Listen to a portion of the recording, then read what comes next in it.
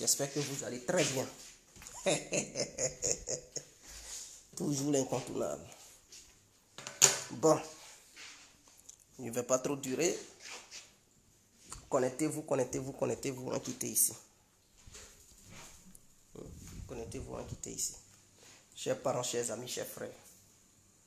Mettez-vous en ligne. Vous savez que je ne suis pas dans le discours. Je ne suis pas trop dans le discours. Donc, mettez-vous en ligne, on va quitter ici. Partagez le direct. Partagez le direct. On ne va pas durer, mais on va se dire quelques vérités. Nous allons nous dire quelques vérités. Voilà. Nous allons nous dire quelques vérités, chers parents. Nous allons nous dire quelques vérités. C'est très important. Alors, bonsoir à tous et à tout temps. Pour tous ceux qui ne me connaissent pas, je suis l'incontournable bien complet tout terrain. L'homme dont on parle, qui n'a pas froid aux yeux longs, qui ne marche pas ses mots. Vous pouvez aussi m'appeler devant la vie, l'homme n'est rien, gouverneur italien, docteur Vantana Peruma Bumbu, laisse-moi mourir 5 points de El Padrino, Camari des ou la Moucha. Alors nous voilà nouveau devant cette caméra pour traiter un peu les Camerounais. C'est très important, mes frères. Parce que j'ai mal de voir le Cameroun manquer du respect à notre belle nation, la Côte d'Ivoire.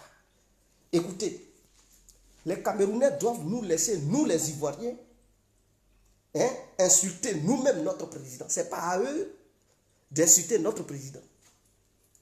Nous, Ivoiriens, on ne permet pas aux Camerounais d'insulter notre président. Même si on n'est pas d'accord avec lui, même si nous, Ivoiriens, on dit qu'il est étranger, ce n'est pas à eux de nous dire qui est étranger, qui n'est pas étranger. Voilà, parce que eux, leur président, là, nous, on ne l'insulte pas.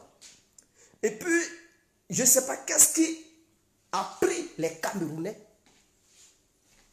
à piétiner le drapeau ivoirien, comme si la Côte d'Ivoire et le Cameroun étaient au même niveau. Mais les Camerounais, réveillez-vous quand même. Je dis, les Camerounais, réveillez-vous parce que vous ne pouvez pas comparer votre pays au nôtre. La Côte d'Ivoire est arrivée à une dimension pas possible. Le Cameroun, les gens, ils appellent ça pays. Bon, mais pour moi, c'est un petit campement dirigé par un vieux con appelé Paul Biya. Oui, je l'appelle vieux con parce que ce monsieur, il n'a pris son cerveau. Ce monsieur, il ne réfléchit plus. Ce monsieur, il chie sur lui. Ses couches, il porte. Voilà, donc ce n'est pas un président qui est là. C'est un vieux con qu'ils ont dans leur petit village poussiéreux appelé pays. Et ils essaient de manquer de respect à notre belle nation, la Côte d'Ivoire. Vous savez, ma ville d'où je viens est mieux développée que Douala et Yaoundé, c'est-à-dire la ville de Divo. La ville de Divo, là, est mieux développée que Douala et Yaoundé parce que les gens qui passent par Divo pour aller dans les autres villes, ils savent. Tu ne peux pas passer dans la ville de Divo et puis poussière va t'envahir. Les gens qui habitent dans la ville de Divo, ils portent des habits blancs, des vêtements blancs. Il n'y a pas poussière qui va rougir leurs vêtements. Parce que tout est bitumé. Il faudrait que ça soit clair. Et la ville de Divo est bien animée que Douala et Yaoundé. C'est-à-dire Yaoundé et Douala, voici deux villes que les gens appellent capitales camerounaises qui ont été construites à travers des bois. Donc leurs deux capitales, là, ce sont des bidonvilles qu'ils appellent capitales. Pour moi, ils ont pris des tôles, sinon que des toits, ils ont recyclé ça, ils ont collé avec des pointes. Et ils se disent, oui, ils ont des maisons. Quelle maison même? Maison en banco là, maison en bambou là, maison en raffia là, maison en tôle là, maison en bois là. C'est ça vous appelez maison. Et vous êtes fiers, je suis Camerounais. Tu devrais avoir honte de toi, toi Camerounais. Parce que votre vieux Gouine, qu'on appelle Paul Biya, ce n'est pas quelqu'un qui peut apporter le développement au Cameroun. Ça fait combien d'années il est au pouvoir? Je n'étais pas encore né lorsqu'il prenait le pouvoir au Cameroun. Aujourd'hui, il est toujours au pouvoir. Il n'est même pas capable de développer le Cameroun. Et vous parlez. Alassane Ouattara, nous sommes contre lui souvent. Mais, quel que soit ce qu'on dira, même s'il est dictateur, même s'il est quoi que ce soit, Alassane Ouattara, je tiens à vous le rappeler, c'est 10 ans de pouvoir qu'il a fait. Là. Il a travaillé plus que les 30 à 40 ans de Paul Biya. C'est Paul Biya, il est au pouvoir, ça fait 40 ans. Mais les 10 ans de Ouattara, on ne peut pas comparer ça aux 40 ans de Paul Biya. Le travail que Ouattara a battu là, Paul Biya n'a même pas fait le demi. C'est-à-dire, Ouattara, en 10 ans, il a mis des goudrons. Il a mis du goudron partout. Nous, on critique, on sait pourquoi on critique. C'est notre président, on sait. Pourquoi on le critique? Si on insulte, on sait. C'est que nous vivons, on sait pourquoi on le traite comme ça. Mais vous, les Camerounais, vous devez vous taire. Parce que ce que vous avez là, quelqu'un qui chie dans une couche, ce n'est pas un président.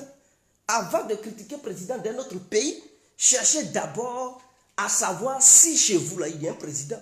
Vous allez dire Guégué à bouche. Je n'ai pas bouche. Mais c'est un fait. C'est un fait. Parce que le fait d'avoir piétiné le drapeau ivoirien, ça me fait mal. Et si mes amis camerounais étaient en face de moi, j'allais leur dire la vérité. Et je sais qu'ils me suivent. Et donc, ils vont voir ma vidéo. S'ils voient ma vidéo, s'ils sont fâchés, ils n'ont qu'à sauter pour caler en l'air. Je n'en ai rien à foutre. Ils vont sauter pour caler en l'air. Ça n'ira nulle part. Parce que c'est l'incontournable. Et ce que je dis est un fait réel. Les Camerounais, est-ce que c'est des gens qui ont le cerveau? Ils n'ont rien dans leur tête. C'est des fémans, c'est des petits voleurs. C'est-à-dire, ils ont été colonisés. On leur a mis dans un rêve de villageois. Voilà, des gens, ils réfléchissent comme des petits villageois. Au lieu de promouvoir le développement, eux, dans leur tête, c'est de pratiquer la sorcellerie, c'est de pratiquer des trucs comme le vol, c'est de voler et parler de mougou, mougou, mougou. Et leurs filles, leur ambition, c'est de devenir des grandes stars de la prostitution. C'est-à-dire des prostituées seulement qui sont remplies au Cameroun. Et il n'y a pas de jolie femme au Cameroun. Si tu vois femme que tu penses qu'elle est jolie, Atia, elles ont les cuisses sont légères. C'est des prostituées seulement qui sont remplies au Cameroun. Donc, ce n'est pas des gens qui sont là-bas. Leurs hommes, ils ne réfléchissent pas. Tout ce qu'ils savent faire, c'est de faire la propagande. Parler, parler. Ils parlent des autres pays, mais pour eux-mêmes, là, leur pays, là, ils voient ça. Ils font comme s'ils ne voient pas. Parce que dans leur cerveau, il n'y a que l'obscurité qui est là-bas. Est-ce que vous comprenez? C'est un bon message. Il faudrait qu'on leur fasse comprendre que ce qu'ils ont fait là, on ne fait pas ça. De quel droit eux, ils se permettent de piétiner le drapeau ivoirien? D'autres même ont déchiré le drapeau ivoirien. D'autres ont déchiré le maillot ivoirien. Mais le maillot ivoirien représente le drapeau ivoirien puisque le maillot porte les 3 couleurs de notre drapeau, orange, blanc, vert. Donc eux, ils se permettent, même si ça ne représentait pas les 3 couleurs, et qu'il y a au sein de ce maillot 2 couleurs qui représentent notre drapeau. C'est quand même notre emblème qui est dessus. L'éléphant. Ils se permettent de déchirer ça. Et ils sont heureux. Mais on doit leur dire d'où ils viennent. Allez-y construire Douala et Yaoundé. Vous n'avez pas honte. C'est-à-dire, on arrive dans une capitale, c'est comme si tu arrivais dans un village. J'ai pitié. C'est-à-dire, moi, mon village maternel, là, tout est bitumé. Hein. C'est mieux bitumé que votre capitale que vous appelez Yaoundé et Douala. Mon village maternel est bitumé. Tout est... Bon, vous ne comprenez pas. Il y a goudron là-bas, goudron. Dans moi, mon village maternel, il y a goudron là-bas. Vous partez là-bas, vous n'allez jamais voir de la poussière. C'est-à-dire, si tu vas en brousse pour chercher ton cacao, là, tu vas croiser ce que c'est que la poussière. Mais dans le village, là, tout est bitumé. C'est ça qu'on appelle le développement. Comment se fait-il que dans un pays comme le Cameroun, il n'y a qu'un supermarché? Des gens, depuis qu'ils sont nés là, ils n'avaient jamais vu ce que c'était que truc escalier roulant. Le jour où ils ont envoyé escalier roulant, supermarché, c'était en 2020. C'est-à-dire, depuis que le Cameroun existe, c'est en 2020, le Cameroun a vu pour la première fois un supermarché avec un escalier roulant. Il faut voir tous les Camerounais, ils sont... Hein, d'autres ont quitté leur village avec des bananes. D'autres ont quitté leur village avec je ne sais quoi pour venir voir ce que c'était que un escalier roulant. Ils sont venus, d'autres montaient sur ces escaliers-là dans le sens inverse. Et ça faisait tomber des femmes. Elles criaient waouh, waouh, on dirait des singes qui venaient de quitter la brousse pour voir pour la première fois ce que c'était qu'un supermarché. Ça me fait mal. Ça me fait mal. C'est un pays qui est en retard. Et puis quand on est le patriarche, Paul Biya, les patriarches, c'est lui le cerveau de l'Afrique centrale. Grâce à lui, les impérialistes ne pillent pas le Cameroun. Vous êtes sûr, les Camerounais corrompus, ceux-là, ils peuvent mener une lutte pour dire la liberté des trucs des Camerounais, l'indépendance réelle des Camerounais. Vous pensez que si les impérialistes ne pillaient pas le Cameroun, ils n'allaient pas combattre Paul Biya.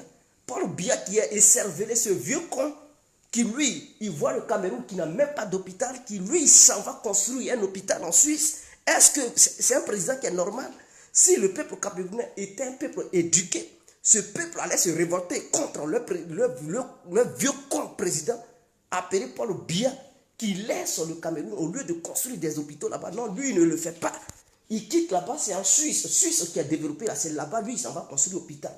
Est-ce qu'il est normal? Est-ce que les Camerounais sont conscients? Est-ce qu'ils sont conscients? Il y a un patriarche, Paul Biya. Restez dans votre histoire de patriarche. Côte d'Ivoire est développée. Hein. Vous partez en Côte d'Ivoire, il y a des îles. Maintenant en Côte d'Ivoire. Il y a des îles qui se développent de manière exponentielle. Des îles se développent partout. Vous partez, il y a des plages à travers toute la Côte d'Ivoire. Vous partez à Sidi, Bassam, à Abidjan, à Dabou, Jacovie. C'est moi qui vais citer. Vous partez là-bas, vous allez penser que ce sont les Caraïbes, les îles du Caraïbe. Vous partez là-bas, vous pensez que c'est Dubaï. Il y a d'autres, même quand ils s'en vont à Abidjan, ils regardent les toits. C'est Dubaï. On dit non, c'est pas Dubaï. Ici, on appelle ça Côte d'Ivoire. D'autres Camerounais se perdent. C'est à cause de guerre, on a fui. Hein? Côte d'Ivoire, d'autres se sont retrouvés au Cameroun. Sinon, un bon Ivoirien, il va quitter la Côte d'Ivoire pour aller au Cameroun. Il va chercher quoi là-bas? Un pays de misère, où les filles sont remplies de sida, de prostitution. Qu'est-ce que les gens vont trouver au Cameroun? La misère morale. Non seulement ils ont la misère morale, mais la misère physique. Ils n'ont rien. Ils sont des bons à rien seulement. Des bons à rien. Si vous recommencez encore, ma prochaine vidéo, je vais taper tellement fort que les jeunes Camerounais, les filles camerounaises vont pisser sur eux. Je sais qu'il y a des Camerounais qui m'apprécient, mais quand ça arrive à un certain niveau, on ne plaisante plus. Parce que nous ne sommes pas des animaux. On ne peut pas se permettre de déchirer le drapeau camerounais. On ne peut pas se permettre de piétiner le drapeau camerounais. Il y a d'autres qui ont brûlé notre drapeau. Et ils sont fiers. Ils rigolaient. Ils étaient heureux.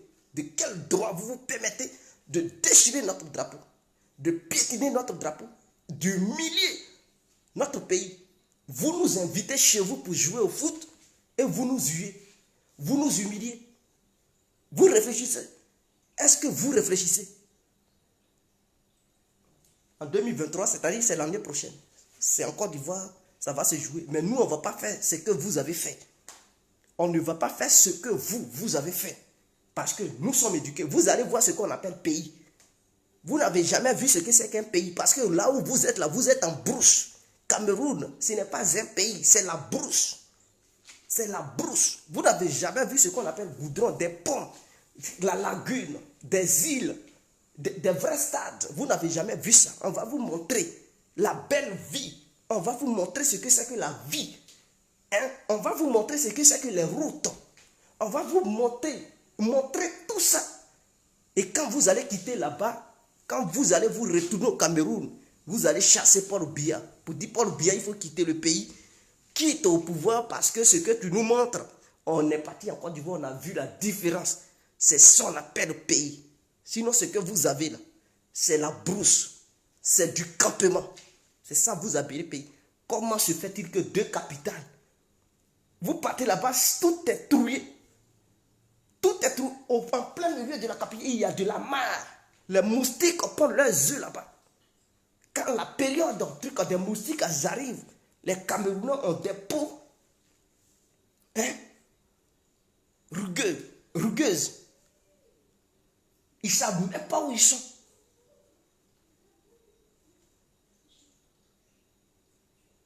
Arrêtez vos conneries là. Plus jamais je vais attendre encore parler. Voilà le Burkina qui est là, vous matez. Le Burkina vous mate. Dans votre propre pays. Coupe d'Afrique. Vous n'êtes même pas troisième. Vous allez prendre la place, la 4e place. Bravo Burkinabé, matez-les. Vous avez triché dans le football. Comment se fait-il que les Comores, les gens ils disent que leurs joueurs sont malades. Au lieu de reporter le match, vous dites qu'ils n'ont qu'à jouer. Ils étaient obligés de prendre l'un de leurs joueurs pour faire de lui un gardien de but. Et ils étaient au nombre de 10 personnes en train de jouer au foot. Malgré ça, vous n'avez pas pu bien gagner. Vous avez gagné seulement 2-1. Vous n'avez pas honte. Vous n'avez pas honte. Vive la Côte d'Ivoire digne. Nous, on est fiers de notre pays. Les Camerounais, c'est eux qui pleurent des trucs derrière Abidjan. C'est eux qui couillent, ils s'en vont en Côte d'Ivoire. Les Camerounais, quand ils voient Abidjan, ils tremblent. On dirait des trucs. Mais nous, on ne tremble pas. Vous avez déjà vu un Ivoirien qui est parti au Cameroun, qui est heureux, qui dit, ah, j'ai des... Non, son cœur bat. Quand il va au Cameroun, même, il n'arrive pas à dormir. Parce que votre pays, ça ne donne pas sommeil aux gens. C'est un pays, quand tu dors là-bas, tu as un œil fermé, un œil ouvert, parce que tu as peur des souris, tu as peur des rats, tu as peur des trucs comme des voyous, tu as peur des délinquants. Abidjan, c'est-à-dire la Côte d'Ivoire qui a connu la guerre pendant 10 ans. Le pays qui était divisé en deux pendant 10 ans. Aujourd'hui, là, la zone où les rebelles contrôlaient est plus développée que votre Douala et Yaoundé. Est-ce que vous comprenez? C'est-à-dire, vous partez à Samatikila, vous partez à Korogo, vous partez à Boaké. Ce sont des villes qui sont mieux développées aujourd'hui que Douala et Yaoundé. Pendant ce temps, ces villes étaient sous le contrôle des rebelles pendant des années. Mais, comme vous êtes des bons à rien, devant vous, ces villes se sont mieux développées que chez vous. Venez, on va vous prêter 2 villes, vous allez faire de ça vos capitales. Sinon, ce que vous avez Douala et Yaoundé là, ce n'est pas des capitales. Ce sont des campements. Si on se laisse KO.